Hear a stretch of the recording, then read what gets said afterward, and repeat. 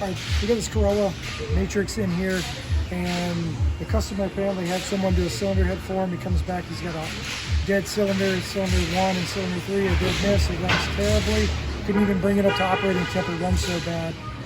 We do a coolant pressure check, we check a few other things, and we're coming in and we're actually checking the valve clearance real quick. And if we come in here closer, these engines use a shim and bucket style.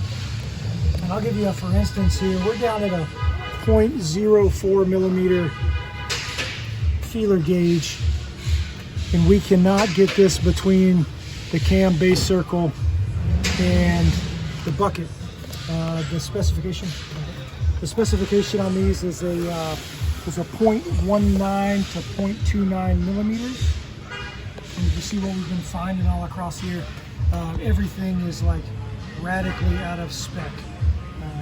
So the moral of this story is that these things go in a very specific location, and if you get something like a valve job or a cylinder head worked on, you've got to go through and measure all of these and get them within spec.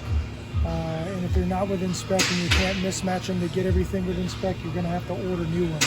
So as valves wear, as engines run in, the valve actually sinks into the head a little bit higher, which makes the valve stem come up a little higher, which then pushes this bucket up a little bit higher, which reduces your clearance.